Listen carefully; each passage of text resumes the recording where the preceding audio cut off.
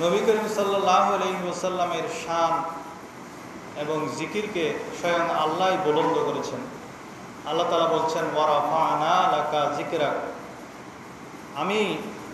আল্লাহ বলছেন যে আমি হে মাহবুব আপনার জিকিরকে বুলন্দ করেছি, উচ্চ করেছি।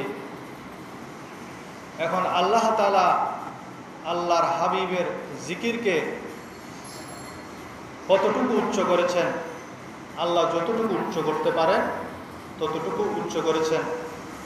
এমন উচ্চতায় আমার নবীর শান, আমার নবীর মান মর্যাদাকে আল্লাহ তাআলা বুলন্দ করেছেন, যে উঁচুর পরে আর উঁচু নেই, যে সম্মানের উপর আর কোনো সম্মান নাই। আল্লাহ তাআলা খালেক, সর্বশ্রেষ্ঠ মাখলুক হলেন আমার নবী। শুধুমাত্র ইবাদত বন্দেগী ছাড়া বাকি সমস্ত সম্মান, সমস্ত মর্যাদা আল্লাহ তাআলা আল্লাহর প্রিয় হাবিবকে দিয়ে দিয়েছেন। সবাই বলেন সুবহানাল্লাহ। সেইগুলা আমি কোরআন থেকে একটা একটা আপনাদের সামনে উপস্থাপন করব। অনেকে নবীর শান, মান, মর্যাদাকে আলোচনা করলে চিন্তা করে, ভাবনা করে এটা কোনো শিরিক হয়ে যাচ্ছে কিনা।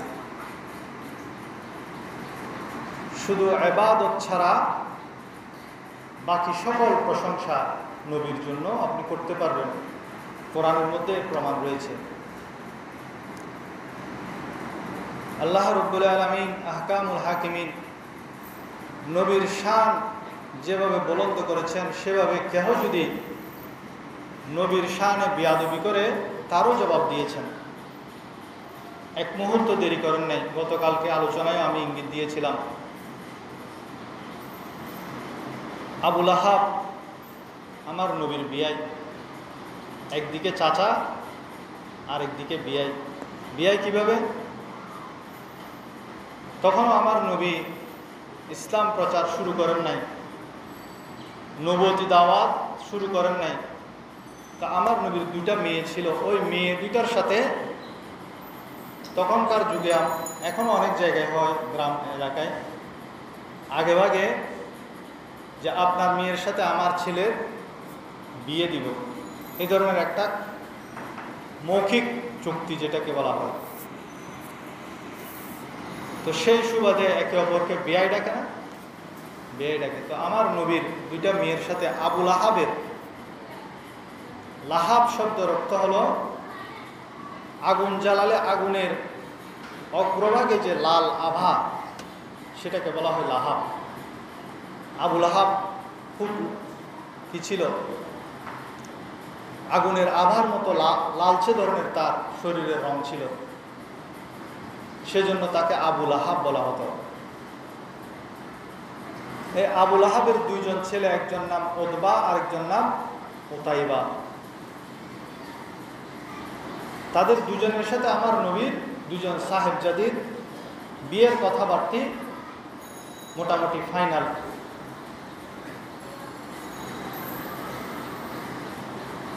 এদিকে আমার নবী যখন নবুয়তির দায়িত্ব পেলেন, যখন আমার নবী রাহমাতুল লিল আলামিন যখন ইসলাম প্রচার করছিলেন, গোপনে গোপনে ইসলাম প্রচার করছিলেন, একদিন আমার নবী পাহাড়ের চূড়া থেকে মক্কাবাসীদেরকে সবাইকে আহ্বান করলেন। সকলে দৌড়ে দৌড়ে গেল, কারণ সকলে আমার নবীকে বিশ্বাস করে আল আমিন বলে ডাকে। আমার নবীর উপাধি ছিল আল আমিন, বিশ্বস্ত। মক্কার সমস্ত কাফেরেরা আমার নবীর কাছে তারা তাদের মূল্যবান সম্পদ আমানত রাখত। ছোটকাল থেকে আমার নবী ছিলেন সত্যবাদী, আল আমিন। একদিন আমার নবুয়তির দায়িত্ব পালন করার জন্য পাহাড় থেকে আহ্বান করলেন মক্কাবাসীদেরকে। মক্কার সকলে যখন দৌড়ে আসলো, সেখানে আবু লাহাবও উপস্থিত ছিল। আমার নবী তাদেরকে বললেন, আমি যদি তোমাদেরকে বলি এই পাহাড়ের পিছনে মক্কাবাসীদেরকে আক্রমণ করার জন্য কিছু শত্রু মত পেতে আছে, তোমরা কি বিশ্বাস করবে কিনা? তখন সকলে এক বাক্যে স্বীকার করল, অবশ্যই বিশ্বাস করব, কারণ আপনি হলেন আল আমিন। ছোটকাল থেকে আপনাকে আমরা কখনো মিথ্যা বলতে দেখি নাই, সেজন্য আমরা আপনাকে আল আমিন বা বিশ্বস্ত উপাধি দিয়েছি। আপনি যদি বলেন যে পাহাড়ের অপর পারে আমাদের শত্রুরা লুকিয়ে আছে, তাহলে আমরা অবশ্যই বিশ্বাস করব। তাদের কাছ থেকে প্রথমে আমার নবীর বিশ্বস্ততার সার্টিফিকেট নিলেন। এরপরে আমার নবী তাদেরকে আল্লাহর একত্ববাদের দাওয়াত দিলেন। যখন একত্ববাদের দাওয়াত দিল, সর্বপ্রথম আবু লাহাব আমার নবীকে ধিক্কার দিয়ে বলল, হে মুহাম্মদ, তুমি ধ্বংস হও, নাউজুবিল্লাহ। তাব্বাল্লাকা ইয়া মুহাম্মদ, হে মুহাম্মদ তুমি ধ্বংস হয়ে যাও, নাউজুবিল্লাহ। এবং সে একটা পাথর আমার নবীর দিকে নিক্ষেপ করল। ওই পাথরের আঘাতে আমার নবী রক্তাক্ত হয়ে গেলেন। তখন আল্লাহ রাব্বুল আলামিন আবু লাহাবের জবান থেকে যে আমার নবীকে কটূক্তি করেছে, গালি দিয়েছে, সেটার জবাবে একটি সূরা নাজিল করলেন, তাব্বাত ইয়াদা আবি লাহাবি ওয়া তাব্বা মা আগনা আনহু মালুহু ওয়া মা কাসাব সায়াসলা নারান যাতা লাহাব ওয়া ইমরাআতুহু হাম্মালাতাল হাতাব ফি জিদিহা হাবলুম মিন মাসাদ। এই সূরার মধ্যে শুধু আবু লাহাবকে নয়, বরং আবু লাহাবের স্ত্রী উম্মে জামিল, তার ব্যাপারেও বলা হয়েছে সে গলার মধ্যে রশি আটকে গিয়ে সেও মৃত্যুবরণ করবে, তারা দুজনেই জাহান্নামে যাবে। এই সূরাটি যখন নাজিল হলো, আবু লাহাবের স্ত্রী, তার ব্যাপারে কেন এখানে বলা হলো? মুফাসসিরিন ইকরাম বলেন, আবু লাহাব তো আমার নবীর বিরোধিতা করেছে, আমার নবীকে গালি দিয়েছে, সেই জন্য আল্লাহ তাআলা তার জবাব দিয়েছেন তাব্বাত ইয়াদা আবি লাহাব। কিন্তু উম্মে জামিল, তার গলার মধ্যে রশি বেঁধে সে মৃত্যুবরণ করবে। কারণ এর কারণ কি? উম্মে জামিলের কি দোষ? সে তো আমার নবীর চাচি ছিল এবং বেআইন ছিল। উম্মে জামিলের দোষ ছিল সে মক্কার ঘরে ঘরে গিয়ে আমার নবীর বিরুদ্ধে কুৎসা রটাতো। সে গিয়ে বলতো, তোমরা জানো না সে আমার আত্মীয়, আমার ভাতিজা এবং আমার বিয়াই, তাকে আমি ভালো করে চিনি। সে তোমাদের কাছে যে ইসলামের কথা বলছে, ধর্মের কথা বলছে, আল্লাহর একত্ববাদের কথা বলছে, এই সব কিছু মিথ্যা, নাউজুবিল্লাহ। সে মানুষের ঘরে ঘরে গিয়ে আমার নবীর বিরুদ্ধে কুৎসা রটনা করত। সেই জন্য আল্লাহ রাব্বুল আলামিন আবু লাহাবকে ধ্বংস হওয়ার কথা বলেছেন, সাথে সাথে তার স্ত্রীকেও ধ্বংসের কথা বলেছেন। উম্মে জামিল যখন সূরা লাহাবের কথা শুনতে পেল, সে অত্যন্ত রাগান্বিত হলো। সে কোমরের মধ্যে কাপড় বেঁধে ফেলল। কোমরে কাপড় বেঁধে সে হাতের মধ্যে একটা বড় পাথর নিয়ে মক্কার দিকে দৌড়ে দৌড়ে যেতে লাগলো। আমার নবী তখন মক্কার চত্বরে ছিলেন, হযরত আবু বকর রাদিয়াল্লাহু তাআলা আনহুর সঙ্গে ছিলেন। হযরত আবু বকর দেখতে পেলেন, ইয়া রাসূলুল্লাহ, ইয়া হাবিবাল্লাহ, আপনার দিকে তো তেড়ে আসছে আপনার চাচি, আপনার বিয়াই উম্মে জামিল, হাতের মধ্যে বিশাল একটা পাথর। এখন তো আর নিস্তার নাই, আমরা তো বেইজ্জত হবে মনে হয়। মহিলার হাতে হয়তো আমরা মার খেতে হবে, কারণ পুরুষ যদি আসে তাকে আমরা ধাক্কা দিতে পারবো, তার সাথে প্রতিবাদ করতে পারবো, ঝগড়া করতে পারবো। কিন্তু মহিলা যদি এসে আমাদেরকে পাথর ছুঁড়ে মারে, ওই মহিলাকে আমরা কিভাবে বাধা দেব? আমার নবী আবু বকর সিদ্দিককে বলেন, ও আবু বকর, তুমি পেরেশান হইও না, চিন্তা করিও না, তুমি সবর করো, কারণ আমার সাথে আমার আল্লাহ আছে, আমার আল্লাহ আমাকে রক্ষা করবেন। সবাই বলুন সুবহানাল্লাহ। উম্মে জামিল পাথর নিয়ে মক্কার চত্বরে গিয়ে আমার নবী আবু বকর রাদিয়াল্লাহু তাআলা আনহুর পাশে আমার নবী বসে আছেন। বসে বসে আমার নবী কোরআন তেলাওয়াত শুরু করলেন, ইয়াসিন ওয়াল-কুরআনিল হাকীম। আমার নবীর কেরাত এত সুন্দর ছিল, এত মধুর ছিল, পশু পাখি পর্যন্ত আমার নবীর কেরাতের ধ্বনি শুনে স্তব্ধ হয়ে যেত। হযরত দাউদ আলাইহিস সালাতু ওয়াস সালামের কণ্ঠের চাইতে আমার নবীর কণ্ঠ আরো সুন্দর ছিল। সবাই বলুন সুবহানাল্লাহ। আমার নবী কোরআন তেলাওয়াত শুরু করে দিলেন। উম্মে জামিল আবু বকর সিদ্দিক রাদিয়াল্লাহু তাআলা আনহুর কাছে এসে বলেন, ওই আবু বকর, তোমার সাথী কই? আবু বকর চিন্তা করে, আমার সাথী তো আমার পাশে বসে আছে, আমার নবী বলেছেন আমাকে আল্লাহ রক্ষা করবেন। উম্মে জামিল আমাকে দেখতে পাচ্ছে কিন্তু আমার নবীকে দেখতে পাচ্ছে না।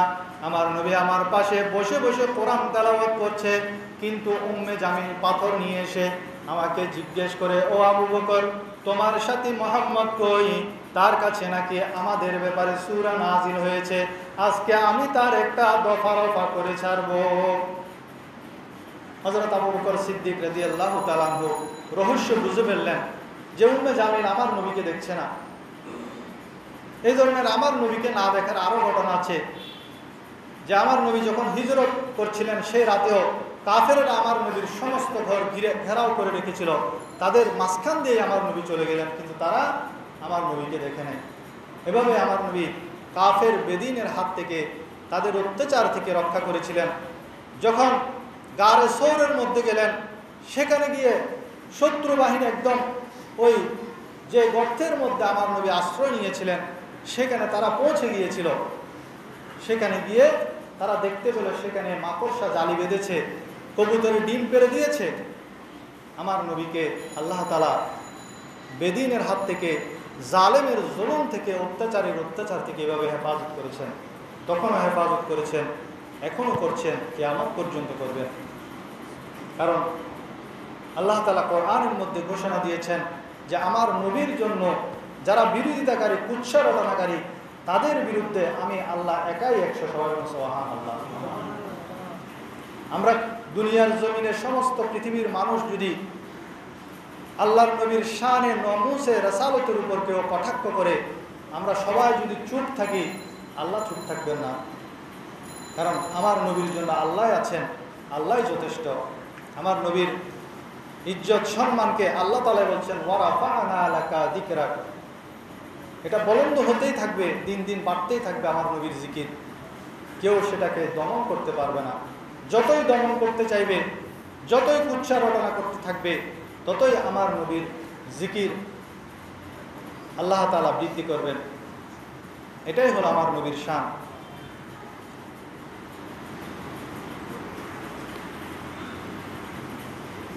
আল্লাহ রাব্বুল আলামিন আহকামুল হাকিমিন যে উম্মে জামিল যখন আমার নবীকে দেখতে পেল না, তখন হযরত আবু বকর সিদ্দিক জিজ্ঞেস করলেন, ইয়া রাসূলুল্লাহ, ইয়া হাবিবাল্লাহ, সমস্যা কি, কারণ কি? উম্মে জামিল আমাকে দেখতে পাচ্ছে কিন্তু আপনাকে দেখতে পায় নাই।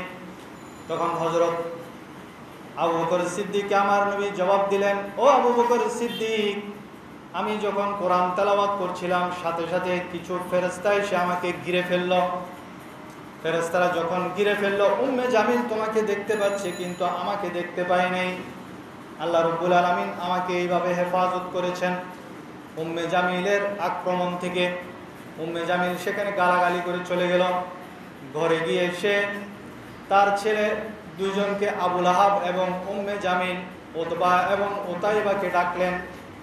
ডাকার পরে তাদেরকে বললেন, তোমাদের সাথে মুহাম্মাদের মেয়ের বিয়ের কথাবার্তা ফাইনাল হয়েছে, মোটামুটি বিয়ে হয়ে গিয়েছে, একমতে বিয়ে হয়ে গিয়েছে। ধরেন তোমরা এক কাজ করো, সেই মুহাম্মদ আমাদের ব্যাপারে তার খোদার তরফ থেকে নাকি সূরা নাজিল হয়েছে, তোমরা এক কাজ করো, সে মুহাম্মদের দুজন মেয়েকে তোমরা গিয়ে তালাক দিয়ে আসো। নাউযুবিল্লাহ। উতবা এবং উতাইবা তারা গিয়ে আমার নবীর ঘরের মধ্যে গিয়ে আমার নবীর মেয়েদেরকে বাসর ঘরের আগেই তালাক দিয়ে দিল। এবং উতাইবা আমার নবীর সাথে বেয়াদবি করলো, আমার নবীর গায়ের জামা ছিঁড়ে দিল। সে তার হাত আমার নবীর গায়ের মধ্যে ব্যবহার করলো।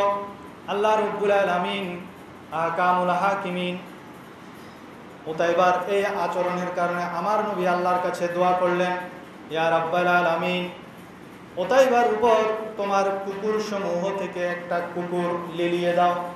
দোয়াটা এটা এভাবে করেছেন, তোমার কুকুর সমূহ থেকে একটা কুকুর উতাইবার উপর লেলিয়ে দাও। এখন উতাইবা এসে আবুল আহাবকে বলল যে আব্বাজান, যে মুহাম্মদ তো আমার জন্য এই দোয়া করেছে। তখন আবুল আহাব বলতেছে, মুহাম্মদের দোয়া যখন করেছে সেটা অবশ্যই কবুল হয়েছে, তুমি সাবধান থাকবে। কিছুদিন পরে উতাইবা ব্যবসায়িক কাজে সিরিয়ার মধ্যে গেল। সিরিয়া থেকে যখন ফিরে আসছে তার সাথী যারা আছে তাদেরকে আবুল আহাব বারবার করে বলে দিল, আমার ছেলেকে সব সময় তোমাদের মাঝখানে রাখবে, যাতে কোনো ধরনের হিংস্র প্রাণী তাকে আক্রমণ করতে না পারে। তারা সেখান থেকে গমের বস্তা, খেজুরের বস্তা, বিভিন্ন ধরনের ব্যবসায়িক পণ্য যখন তারা সাথে নিয়ে আসছিল, ওই বস্তাগুলো এক জায়গায় জমা করলো। রাত যখন হলো, উতাইবাকে বস্তার উপরে রাখলো। তারা সকলে চতুর্দিকে গোল করে ঘুমালো। এদিকে একটা রাত্রে নেকড়ে বাঘ এসে ওই সমস্ত লোক যারা আশেপাশে ঘুমাচ্ছে তাদেরকে শুঁকতে আরম্ভ করলো।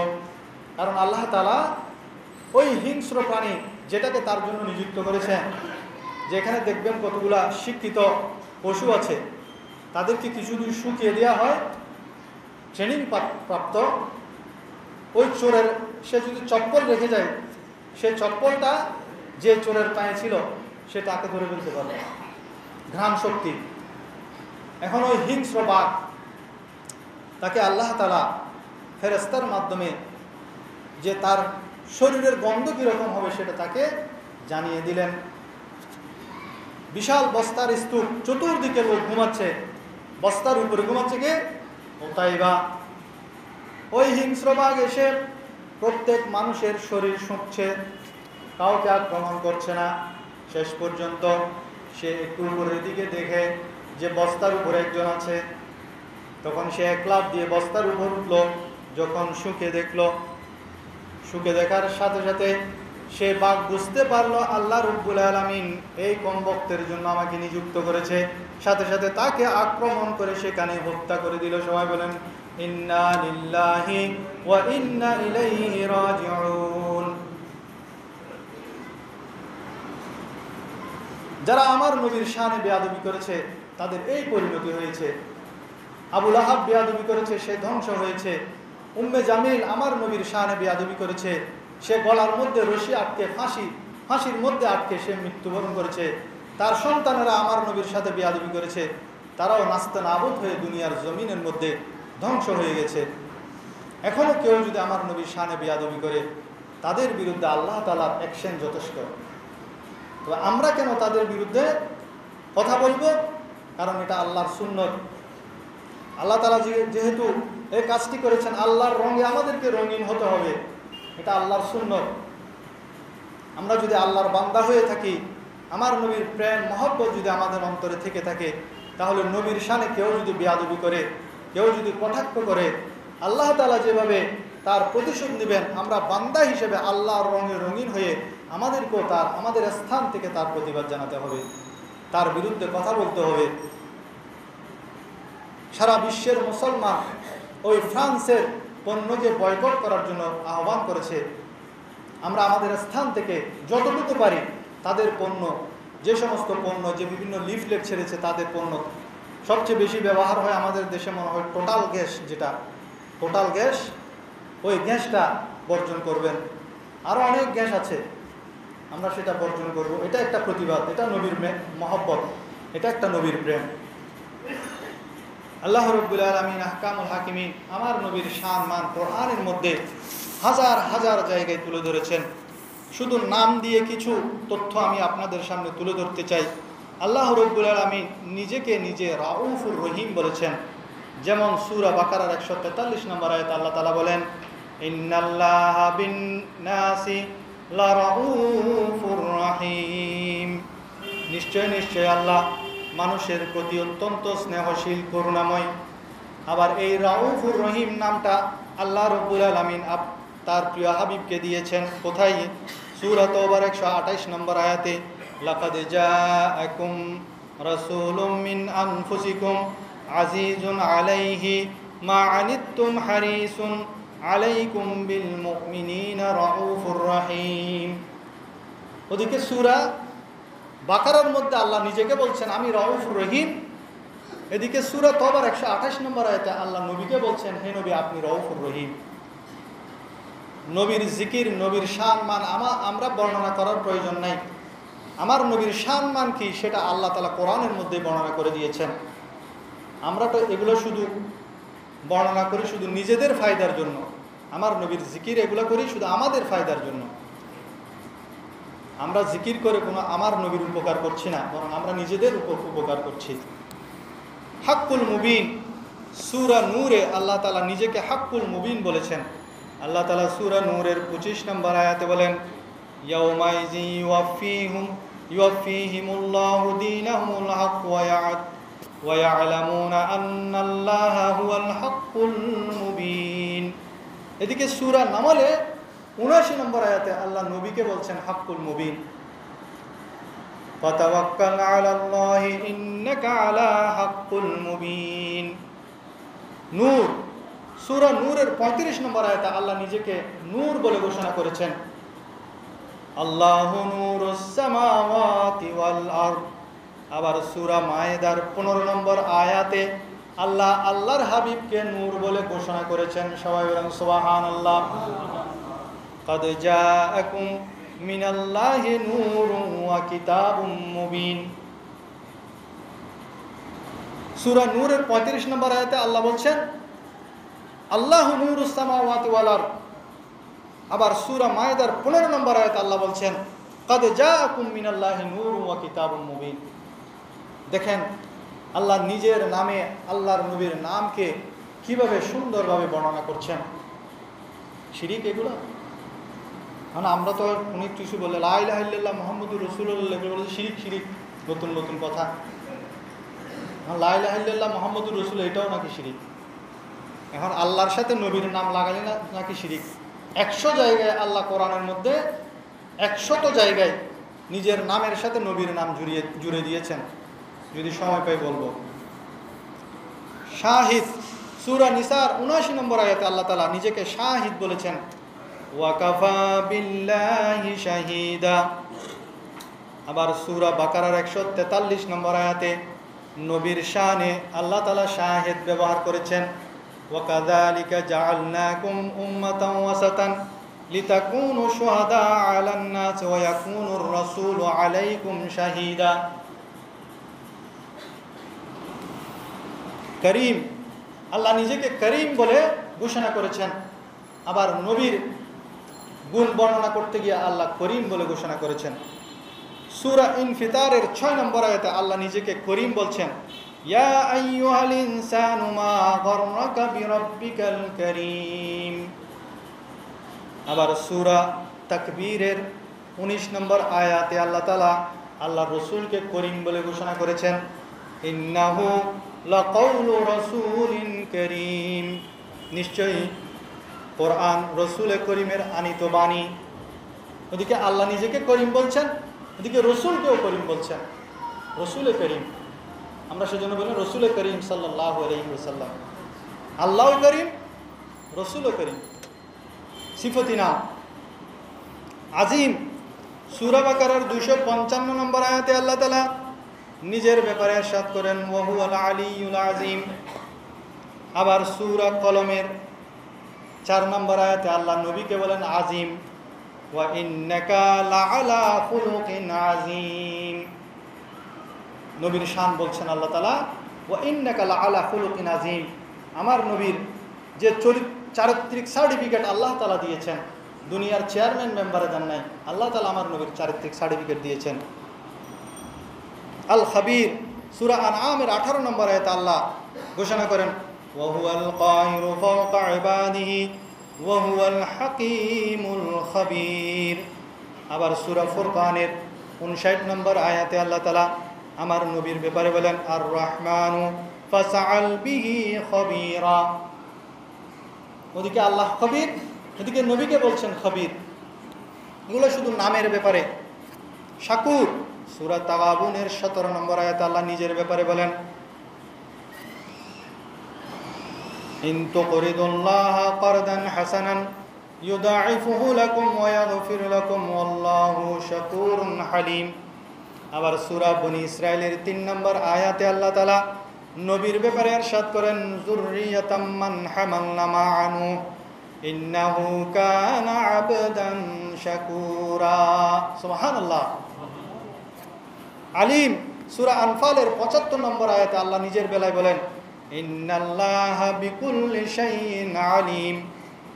আবার সূরা ইউসুফের 76 নম্বর আয়াতে নবীর ব্যাপারে বলেন, ওয়া ফাওকা কুল্লি যি ইলমিন আলিম। সুবহানাল্লাহ। হামিদ সূরা হজের 64 নম্বর আয়াতে আল্লাহ তাআলা নিজের ব্যাপারে বলেন, হামিদ লাহু মা ফিস সামাওয়াতি ওয়া মা ফিল আরদি ওয়া আন্নাল্লাহা লাহুয়াল গনিয়ুল হামিদ। আবার সূরা বনী ইসরাঈলের 79 নম্বর আয়াতে নবীর ব্যাপারে বলেন, ওয়া মিনাল লাইলি ফাতাহাজ্জাদ বিহি নাফিলাতাল লাক আসা আন ইয়াবআসাকা রাব্বুকা মাকামান মাহমুদা। হামিদ মাহমুদ একই অর্থে। এবার আসুন আল্লাহ আল্লাহর মাহবুবকে কি কি সিফতের ব্যাপারে কামালিয়ত দান করেছেন। যেমন আল্লামাকা মা লাম তাকুন তা'লাম। আমার নবীকে বলছেন, আপনি যা জানতেন না সব শিক্ষা সব জ্ঞান আপনাকে দিয়ে দিয়েছি।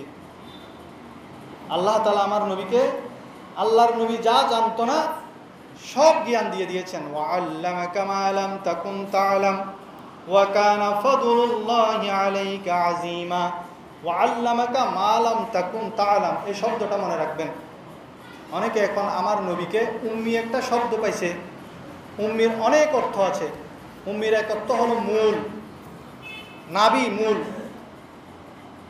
এখন সেটাকে শাব্দিক অর্থ দিয়ে আমার নবীকে মূর্খ বানিয়ে ফেলছে, নাউযুবিল্লাহ। ফ্রান্স যে অপরাধ করেছে, এই সমস্ত আল্লামা, নামধারী আল্লামা যারা আমার নবীকে মূর্খ ঘোষণা করছেন, নিরক্ষর ঘোষণা করছেন, আলিফ বা তাসা জানা না বলছেন, এরা আরো বড় মারাত্মক অপরাধী। কারণ ফ্রান্স সে বেদিন কাফের, তার কথা আমরা মানব না। কিন্তু একজন আলেম যদি দাঁড়িয়ে এই ধরনের কথা বলে, কটাক্ষ বলে, তার দ্বারা অনেক মুসলমান গোমরাহ হয়ে যাবে। অথচ আল্লাহ তাআলা কোরআনের মধ্যে সূরা নিসার 113 নম্বর আয়াত আল্লাহ স্পষ্ট ঘোষণা করেন, ওয়া আল্লামাকা মা লাম তাকুন তা'লামু। হে নবী, আপনি যা জানতেন না সমস্ত জ্ঞান আল্লাহ তাআলা আমার নবীকে দিয়ে দিয়েছেন। আবার এই আয়াতটা মনে, ওয়া আল্লামাকা মা লাম তাকুন তা'লামু, এই গুণটা আল্লাহ নবীকে কিভাবে দিয়েছেন সূরা বাকারার 151 নম্বর আয়াতে আল্লাহ তাআলা বলেন,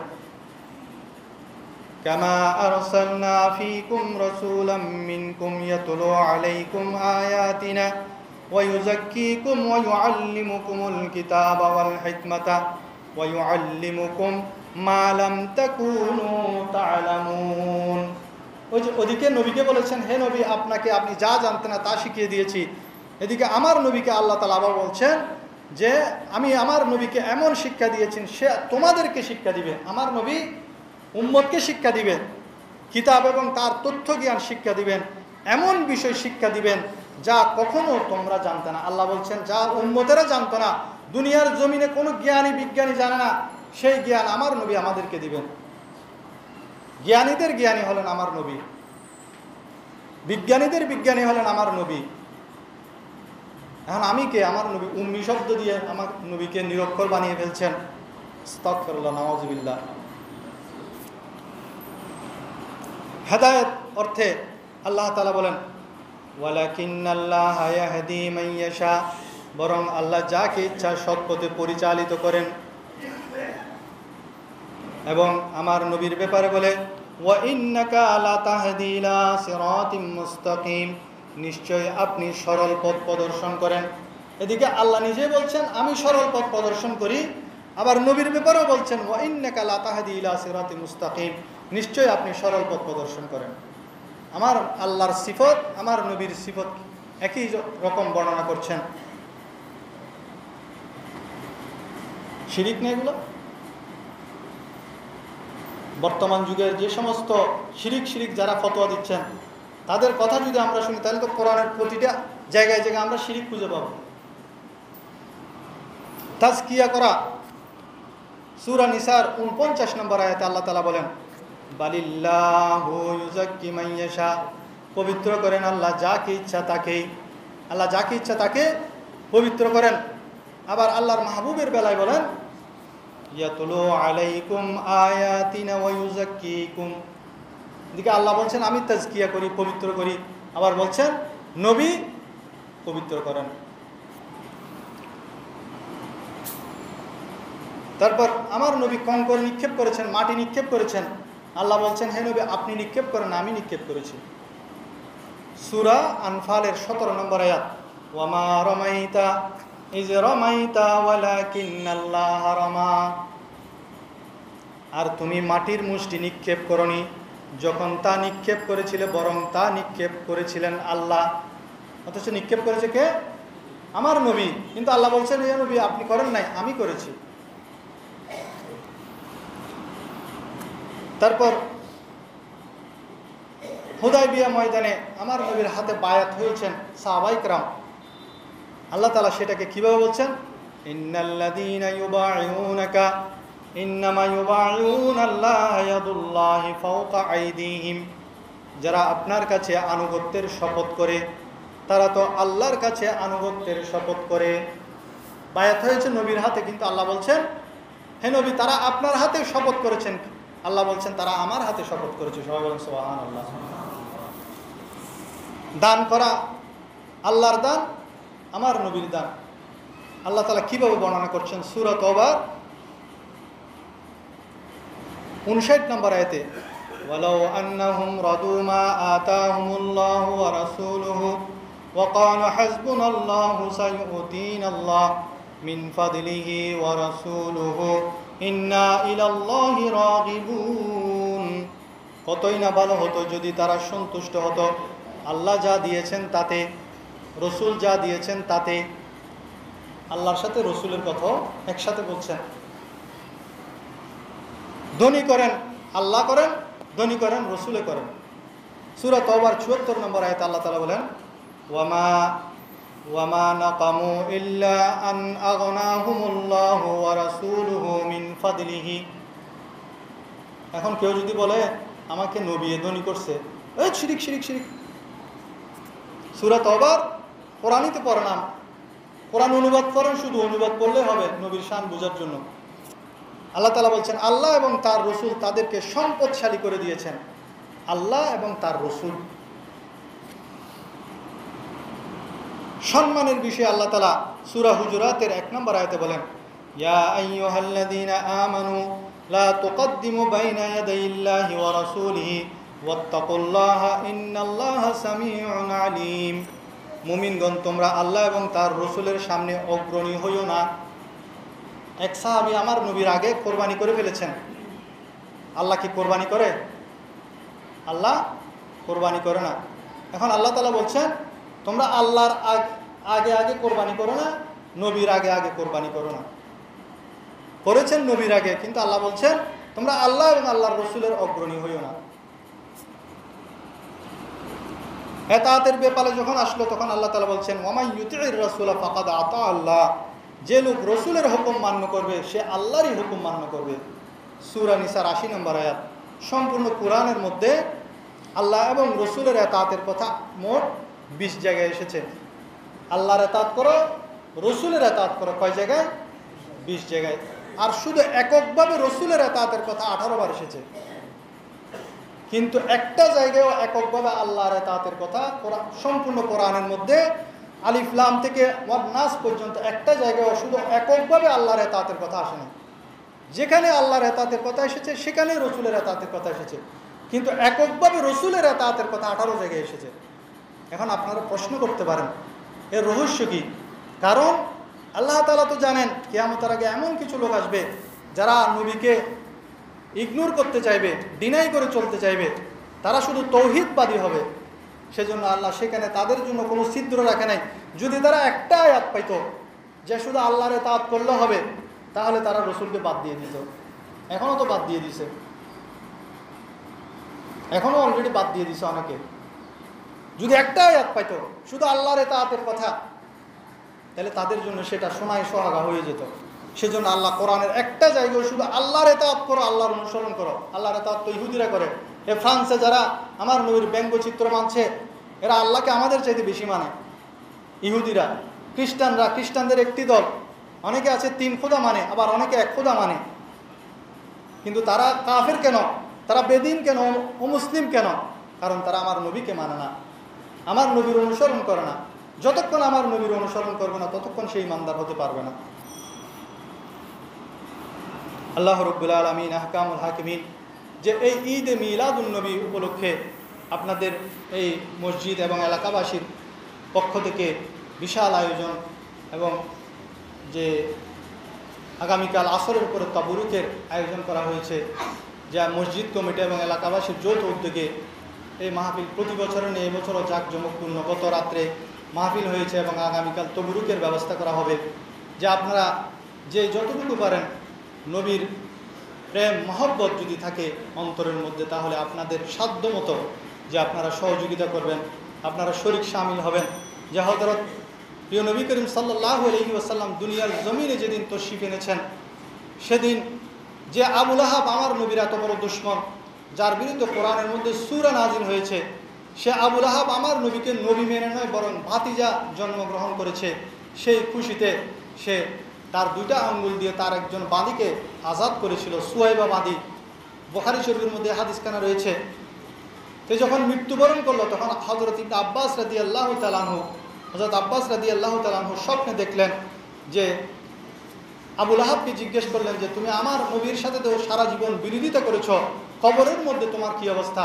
তখন সে জবাব দিল যে আমি কবরের মধ্যে আযাবের মধ্যে আছি, কিন্তু সোমবার দিন আমি আমার এই 2 আঙ্গুল থেকে ঠান্ডা পানির অনুভব করি, এই আঙ্গুল থেকে আমি লজ্জত অনুভব করি, এই আঙ্গুল থেকে আমি শান্তি অনুভব করি। কারণ কি? কারণ সোমবার দিন আমি আমার বাদী সুহাইবাকে এই 2 আঙ্গুলের ইশারায় আমার ভাতিজা হয়েছে, মোহাম্মদ হয়েছে আবদুল্লাহর ঘরে, সেই খুশিতে আমি আমার বাঁদিকে আজাদ করেছিলাম। সেই জন্য যদিও সে ইমানদার নয়, যদিও সে কাফের, যদিও সে নবীর দুশমন, কিন্তু সে আমার নবীর জন্মদিনের খুশিতে, সে কাফের হওয়া সত্ত্বেও সে যদি আমার নবীর জন্মদিনের খুশিতে তার একটা বাঁধি আজাদ করেছে, সেজন্য সে যদি কবর আজাব থেকে নিষ্কৃতি পায়, তাহলে আমরা ইমানদার হয়ে নবীর প্রেম মহব্বত অন্তরের মধ্যে ধারণ করে কলমা আল্লাহ তাআলা আমাদেরকে নসিব করেছেন, আমরা কলমা গো মুসলমান হওয়া হয়ে আমরা যদি নবীর শানে যে মিলাদুন নবী উপলক্ষে খরচ করি, তাহলে সেটা আমাদের কাল কিয়ামতের ময়দানে নাজাতের উসিলা হবে না? অবশ্যই হবে। সেজন্য এই সুযোগ হাতছাড়া করবেন না। যে বছর হয়তো সুযোগ এসেছে, আগামী বছর আস্তে আস্তে হয়তো আপনার চেয়ে যুবক ছেলেরা যে মারা যাচ্ছে, প্রতিদিন মৃত্যুর সংবাদ শুনছেন। আজকে আপনারা মসজিদে আসেন, হয়তো আগামী জুমাতে আপনি মসজিদে নাও থাকতে পারেন। হয়তো আপনার এই দান যে মিলাদুন নবীর জন্য যে দান করেছেন খুশি মনে, সেটাই আপনার নাজাতের জরিয়া হতে পারে। আল্লাহ রাব্বুল